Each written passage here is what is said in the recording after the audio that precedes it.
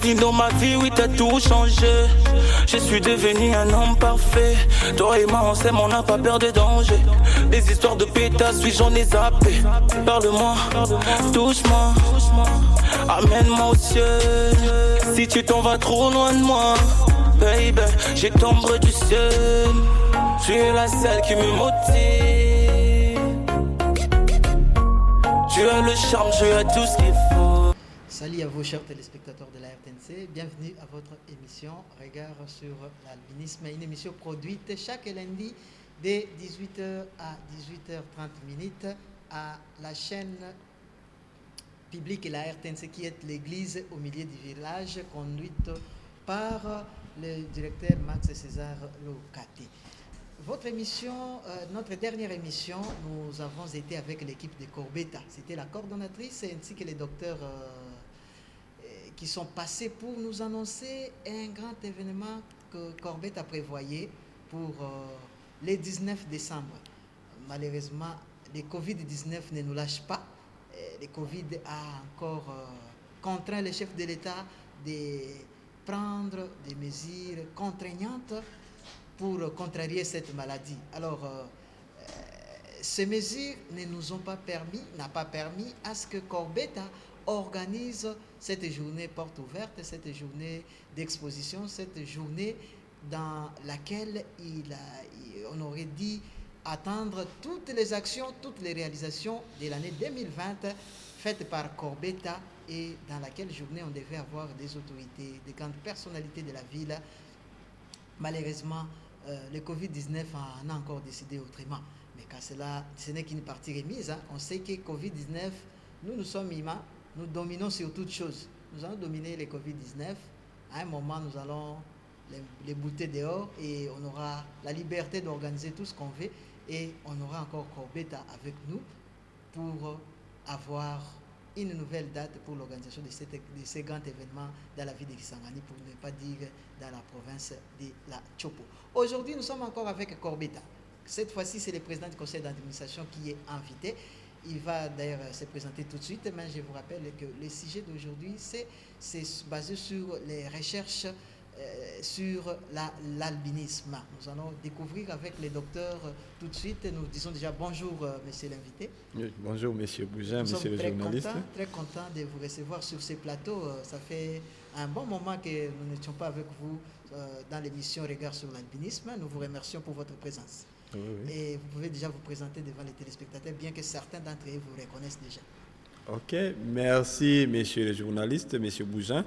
Je suis encore très content d'être dans cette salle dans le cadre de votre émission Regard sur l'albinisme, qui est vraiment une bonne émission qui nous permet en tout cas de faire passer les messages sur l'albinisme dans les différents domaines. Donc, comme je vous avais dit, je suis docteur Gelo Rinena, je suis le président du conseil d'administration de l'ONG de Corbetta RDC.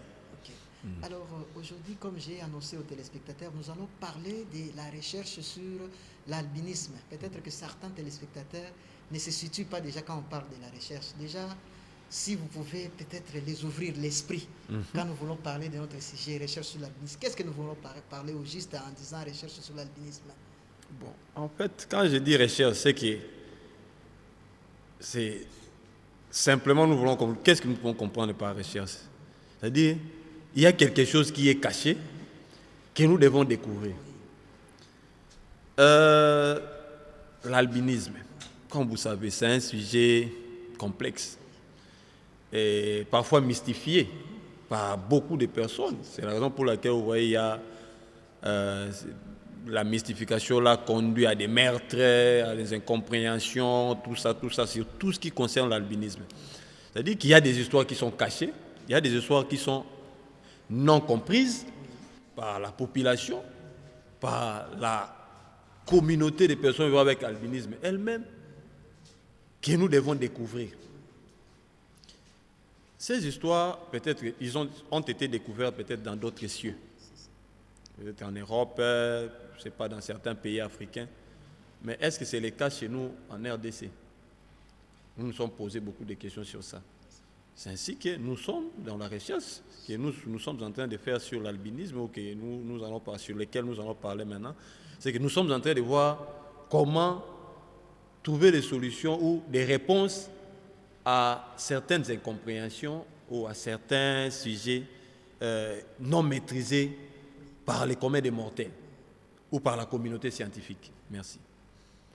Alors, on peut comprendre déjà que la recherche sur l'albinisme en République démocratique du Congo était presque inexistante. Oui, bon, je répondrai à cette question directement en donnant un exemple sur ce que nous, on a fait à l'hôpital du Cinquantenaire.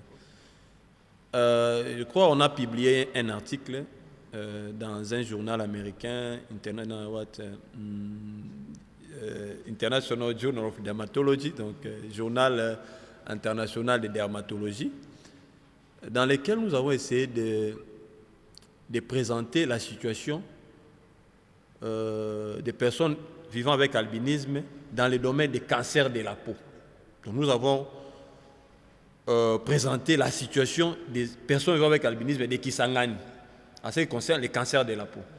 Bon, vous voyez, quand vous voulez mener une recherche, vous devez vous baser sur les recherches qui ont été déjà réalisées. C'est ce qui vous permettra peut-être dans la revue de la littérature et consorts. Bon, en cherchant, on n'a pas pu trouver une recherche sur l'albinisme en RDC. Donc, nous nous sommes dit qu'il y a la RDC reste encore vierge en matière de recherche sur l'albinisme. Donc, je peux dire, scientifiquement parlant, que l'albinisme n'est pas connu, ou bien les aspects liés à l'albinisme en RDC ne sont pas connus par le monde scientifique. Donc, parce qu'on n'a pas pu trouver un article qui parle de la situation des personnes vivant avec albinisme en RDC. Donc, pour dire qu'en bref, il n'y a pas encore de quoi là, je peux dire quoi. La recherche sur l'albinisme en RDC n'a pas encore été, en tout cas, réalisée. On peut dire n'avait pas encore été parce que quelque part, si on retrouve déjà les rapports faits par Corbett en collaboration avec l'hôpital du Cinquantenaire, c'est déjà une base où tout le monde peut nous dire non, nous avons déjà quelque chose. Donc on peut dire n'avait pas encore parce que pour le présent, on peut dire déjà qu'il y a un petit pas qui est déjà effectué par Corbett. Oui, je pense que dans la logique, dans notre logique, il n'y avait pas de recherche. Et notre article, l'article dont nous parlons maintenant, c'est un article qui a été publié en 2019, donc c'est-à-dire l'année passée. Il n'y avait pas de recherche. Et l'année passée, nous avions publié le premier article. Et d'ailleurs une base, oui. Oui, c'est bon, ça. La cause maintenant, pourquoi est-ce qu'il n'y avait pas de recherche avec toutes ces universités, tous ces éminents professeurs, tous ces grands chercheurs dans ces pays? Je ne maîtrise même pas les nombres, mais je sais que ce sont des milliers de chercheurs, des milliers de professeurs d'université, un grand nombre d'universités en République démocratique du Congo. Pourquoi est-ce qu'il n'y avait pas de recherche sur l'albinisme? Bon, M. Bougin, ça c'est un problème d'abord, je dirais, national. Donc, vous voyez, s'il faut demander dans les problèmes de recherche, ça ne concerne pas seulement l'albinisme, c'est peut-être dans tous les domaines en RDC. Si vous voyez les budgets que les gouvernements allouent à la recherche, c'est combien? Vous voyez, si déjà il y a au niveau du gouvernement, on n'accorde pas grand-chose pour la recherche, comment est-ce qu'on peut faire la recherche? Donc il se pose d'abord un problème au niveau national. C'est-à-dire il n'y a pas une politique nationale pour la recherche. Ça c'est un. Deuxièmement, il y a un problème d'intérêt aussi. Bon, l'albinisme, moi je considère ça comme une maladie orpheline. Bon, vous êtes ici à Kisangani, il y a combien de médecins qui s'intéressent d'abord, il y a combien de chercheurs qui s'intéressent à l'albinisme? Vous pouvez vous poser cette question. C'est un problème qui se pose ici à Kisangani, c'est un problème qui se pose à Lubumbashi, c'est un problème qui se pose à Kinshasa, c'est un problème d'intérêt. Peu de scientifiques accordent un intérêt sur l'albinisme. Si nous devons comparer par exemple l'albinisme au paludisme, vous allez voir, il y a beaucoup de programmes de lutte contre le paludisme. Chaque année ou chaque mois, on distribue des moustiquaires par-ci, par-là. De l'autre côté, on donne, je ne sais pas moi, des ACT gratuitement, tout ça. C'est un écart criant. Oui. Donc, je considère l'albinisme comme étant une maladie orpheline. Personne ne donne en tout cas de l'intérêt dans ça. Et comment on peut faire? On peut avoir beaucoup de, je ne sais pas moi, des sujets de recherche dans ce cadre. Donc, il y a d'abord un problème politique nationale, il y a un problème de manque d'intérêt, il y a un problème aussi, je peux dire quoi, de l'accessibilité aux moyens de recherche. Par exemple, je vais vous donner, dans le cadre, par exemple, médical, si nous devons faire de la recherche ici, on a par exemple besoin d'avoir un laboratoire d'anatomie pathologique qu'il n'y a pas ici. On a par exemple besoin d'avoir de l'azote liquide pour le traitement et voir comment faire les suivis. Il n'y en a pas ici.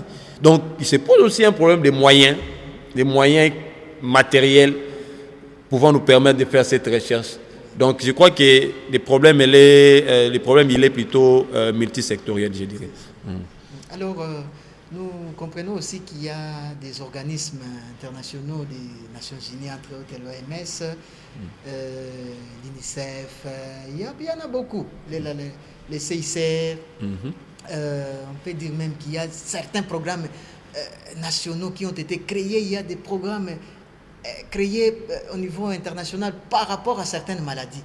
Mais sur l'albinisme, je sais que l'OMS, c'est l'Organisation mondiale de la santé. Comment est-ce qu'il y a, je sais que ces organismes financent quelque part aussi certaines recherches par rapport à certaines maladies, mais qu'est-ce qui se passe? Même si les gouvernements n'allouent pas grand-chose à la recherche, l'OMS, les autres organismes, qu'est-ce qu'ils font? Ils font pas par rapport à l'albinisme, à la recherche sur l'albinisme. Oui, monsieur Bougin, vous savez, pour que ces organismes-là vous viennent en aide, ils doivent venir sur base d'un certain nombre de problèmes posés. Hein? Si, vous voyez, si par exemple l'OMS doit venir par... je ne vais pas m'accrocher vraiment sur l'albinisme, je donne mes exemples en me basant sur les autres maladies. Par exemple, quand il y a une épidémie, par exemple, des rougeoles, il y a des gens qui sont sur le terrain, qui rapportent, qui font des rapports, hein, qui ont des bases de données, tout ça, et c'est sur base de ces rapports que l'OMS ou les autres organismes là peuvent voir que non, il y a un problème là-bas. Bon, je me pose des questions sur l'albinisme. Est-ce qu'il y a des organisations ou est-ce qu'il y a des gens qui font des rapports pour dire à l'OMS ou à toutes ces organisations-là qu'il y a un problème? Oui. Est-ce qu'il y a parce qu'ils ne peuvent pas venir seulement comme ça, d'emblée. Il n'y a pas l'argent pour jeter. Donc, l'argent même, tous ces organismes-là, ils ont des budgets. Des budgets alloués pour certains programmes, pour certains problèmes. Par exemple, il y a des programmes des urgences tout ça. Mais il faudrait que qu'ils soient plutôt alertés par un certain nombre d'organismes ou d'organisations locales ou tout ça. C'est ainsi que vous allez voir à la longue, peut-être à la fin, je vous dirai. C'est ça le rôle, c'est ce qui fait que maintenant Corbetta. Corbetta est en train de faire des récoltes de données par rapport au travail que nous faisons. Nous présentons des rapports maintenant aux Nations Unies, aux différents organismes, pour leur dire que, en tout cas, l'albinisme, c'est un problème. C'est un problème de santé publique. Parce que, comme j'ai toujours dit, nous avons 2 pôles d'albinisme au Congo. Il y a les Kasaï et les Lachopo. Et quand je parle de ces 2 pôles-là, ce sont les données anthropologiques. Il y a eu des recherches sur le plan anthropologique. On a mené des recherches, je ne sais pas moi, tout ça, sur le plan anthropologique. Et ce sont ces recherches-là qui ont montré qu'il y avait deux grands pôles. Mais, ce qu'on a fait, ces recherches, est-ce qu'ils ont été d'abord publiées? Parce que les recherches, ce que je suis en train de dire maintenant, c'est... Moi, j'ai trouvé que c'était quelque chose, un journal, je ne sais pas qu'un journaliste a essayé de publier sur le plan local. Mais ces recherches n'ont jamais été publiées à l'échelle internationale. Oui. Maintenant, nous sommes basés sur ça pour dire nous devons faire un travail scientifique. Nous devons produire des données. Et ces données-là doivent être rapportées à ces organismes pour leur dire qu'il y a un problème. Les personnes vivant avec albinisme sont des êtres humains et ils ont des problèmes qui leur sont spécifiques. Quels sont ces problèmes? Il y a des problèmes de cancer de la peau. C'est ainsi que je vous dis, on a publié un article l'année passée. Et cet article maintenant, c'est déjà entre les mains de ces organisations. Et je vous dis, cet article a ouvert beaucoup de portes pour les personnes vivant avec albinisme à Kisangani. Je crois nous reviendrons ici pour donner les retombées ou les conséquences positives de ce qu'on a publié comme article. Donc, ces gens, en bref, ils ont besoin des éléments qui puissent leur permettre de venir, je ne sais pas moi, intervenir. Si vous ne leur dites rien, ils ne viendront pas. Ils viendront sur base de quoi? C'est ça. Alors, docteur, les conséquences de manque de recherche sur l'albinisme dans les pays, pour ne pas spécificiter la ville de Kisangani ou la province de la Tchopo, pour parler d'abord du Congo, parce que la recherche concernait tous les pays tout entiers. Alors, quelles sont les conséquences pour les manques de recherche sur l'albinisme dans tous les pays? Monsieur Bougin, quand on ne publie pas, on est considéré comme mort. Oui. On est considéré comme on n'existe pas. C'est ça. Oui. Parce que le monde aujourd'hui, avec l'avènement de l'Internet, des réseaux sociaux, tout ça, le monde est devenu comme un. Hein? Donc, je peux être ici, je mets une information sur les réseaux sociaux et quelqu'un qui est aux États-Unis me lit. Donc, quand on ne fait pas des recherches, quand on ne publie pas, donc on est considéré comme nul ou n'est pas existé. C'est ça. Donc, en bref, quand on ne publie pas, quand il n'y a pas de recherche, on ne saura pas qu'il y a un problème quelque part. On ne saura pas que Bougin existe. Il ne saura pas qu'il y a l'albinisme quelque part. On ne saura pas que les personnes vivant avec l'albinisme, ils ont tel problème. Parce que toi, tu peux poser ton problème. Est-ce que les problèmes que toi tu as, est-ce que c'est les problèmes aussi d'une autre personne vivant avec l'albinisme? Donc il faudrait que... Ce qu'il faut faire, c'est que toi, tu poses ton problème, on enregistre ça. Ton semblable pose un autre problème, on enregistre ça. Par exemple, 100 personnes posent leur problème, et à la fin, on sait, bon, est-ce que c'est... Donc, sur les 100 personnes, par exemple, 50 personnes ont posé tel problème. Donc, est-ce que ce problème ici n'est pas un problème commun, par exemple, à cette catégorie de la population?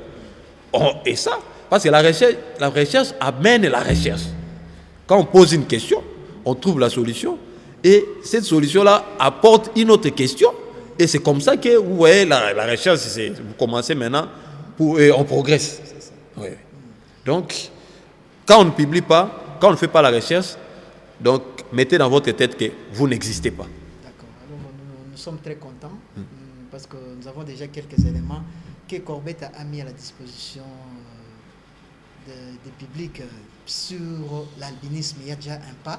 Et quelles sont les perspectives d'avenir de Corbett par rapport à la recherche sur l'albinisme? Et nous allons chuter par une question de savoir les quelques éléments, les quelques données que Corbett dispose déjà qui peuvent constituer une base de données par rapport à l'albinisme dans la ville de Kisangani, dans la Tchopo et en République démocratique du Congo. Bon, les perspectives, il faudrait que je commence par là. Monsieur Bougin, je vous annonce déjà que nous avons mis en place un réseau national de recherche sur l'albinisme. Dans ces réseaux, nous avons mis ensemble les 3 grandes universités de la RDC, à savoir l'université de Kinshasa, l'université de Lubumbashi et l'université de Kisangani. Et comme vous savez, ce sont dans ces 3 grandes universités qu'il y a des chercheurs. Bon, bien que je ne doute pas sur les autres universités qui font aussi la recherche. Donc nous avons essayé de mettre d'abord en place un réseau de recherche sur l'albinisme.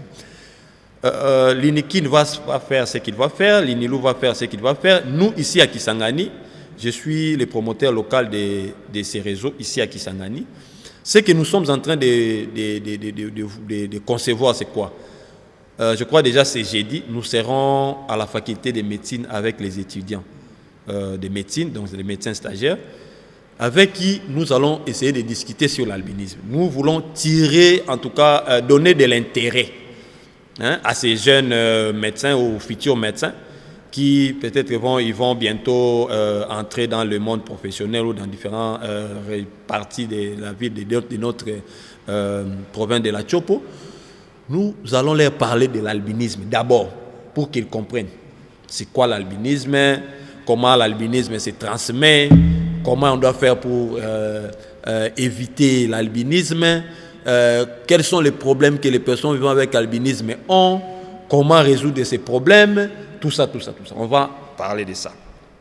Ça, c'est la première des choses. La deuxième des choses, nous allons aussi leur présenter quelques sujets de recherche sur l'albinisme. Parmi ces sujets, la recherche, c'est pas, parfois on pense que c'est une grande chose. Hein, c'est simple. Nous voulons leur proposer, par exemple, d'évaluer, par exemple, les niveaux de connaissances, par exemple, des médecins sur l'albinisme. Les médecins de la ville de Kisangani sur l'albinisme. Évaluer les niveaux de connaissances, par exemple, des infirmiers sur l'albinisme. Évaluer les niveaux de connaissances, par exemple, par exemple, des couples, des nouveaux couples ou des fiancés sur l'albinisme. Donc, nous allons leur proposer une vingtaine de sujets de recherche. Et je crois parce qu'ils vont se poser certainement des problèmes de moyens qu'on sort, Corbetta va aussi mettre, je dirais à la disposition de ses étudiants, des moyens nécessaires pour faire ces recherches, c'est-à-dire des moyens en termes c'est-à-dire des moyens logistiques, des moyens financiers, pour ceux qui seront en tout cas intéressés à mener des recherches. Et tous ces sujets-là, à la fin, je crois que ces sujets de recherche vont constituer aussi leurs travaux de mémoire. Et à la fin de ces travaux, nous allons prendre tout ça pour publier. Et je crois que si on peut être capable d'avoir au moins 20 articles publiés pour les problèmes liés à l'albinisme dans la province de la Chopo, je crois que cette problématique sera connue. Et je crois 2 ou 3 ans après, toutes ces organisations internationales, tout ça dont on a parlé ici, je crois qu'on reviendra ici pour peut-être parler d'autres choses. Parce que ce sont ces recherches qui feront en sorte que nous puissions mettre en place ici une usine de production de crème solaire, mettre en place ici un centre spécialisé des soins des personnes vivant avec albinisme qui pourra peut-être être un modèle pour toute la RDC et un modèle pour l'Afrique centrale. Donc je crois que les jeudis ici, nous allons commencer avec les cliniques universitaires. Si vous ne gardez pas encore comme secret la base des données que dispose déjà Corbetta par rapport à l'albinisme, vous pouvez peut-être en 1 minute ou en 30 secondes communiquer quelque chose aux téléspectateurs. Oui. Depuis que nous avons commencé, nous avons déjà enregistré. Pour Kisangani, nous avons 530 quelques personnes vivant avec albinisme dans notre base de données. Et dans cette base de données, il y a, je crois, il y a des données démographiques, il y a des données liées à l'exposition au soleil, il y a des données liées à l'utilisation des crèmes solaires, il y a des données liées à la qualité de vie des personnes vivant avec albinisme, il y a des données liées en anglais, je dirais, help seeking behavior, c'est-à-dire, on s'est posé des questions. Quand des personnes vivant avec albinisme ont des problèmes de santé, qu'est-ce qu'il faut? Donc, comment ils réagissent? Où vont-ils pour chercher de l'aide? Parce que nous nous étions rendus compte que malgré les programmes qu'on a mis en place pour la lutte contre le cancer de la peau, où on offre des soins gratuits, il y avait quand même des personnes vivant avec albinisme qui nous arrivaient avec des gros cancers. C'est-à-dire, on dit que on s'est dit, avec un programme gratuit, pourquoi on doit arriver à recevoir des cas comme ça? C'est qu'il se pose encore un problème sur l'accessibilité ou sur les comportements, les help-seeking behavior. C'est ainsi que vous allez voir dans notre base de données, on a aussi des données sur les help-seeking behavior et des données sur les cancers de la peau, sur les traitements des cancers de la peau et sur l'évolution. Et ces données-là nous ont permis de publier un article dans un journal, comme nous avons dit, un grand journal américain. Et ces données-là vont nous aider aussi à publier d'autres articles dans les futurs.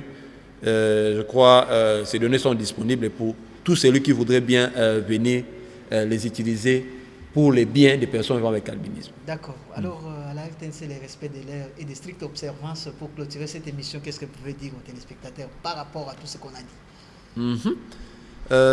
Nous continuons à appeler les personnes de bonne volonté pour pouvoir venir supporter ou apporter de l'aide ou une subvention à tout ce que nous sommes en train de faire comme travail sur les personnes vivant avec albinisme à Kisangani. C'est Corbetta, c'est une initiative du docteur Inena. Et Corbetta est aidé par l'hôpital du Cinquantenaire parce que c'est lui qui nous offre vraiment, je dirais quoi, les locaux et nous donne un peu de moyens pour, surtout par rapport aux moyens médicaux.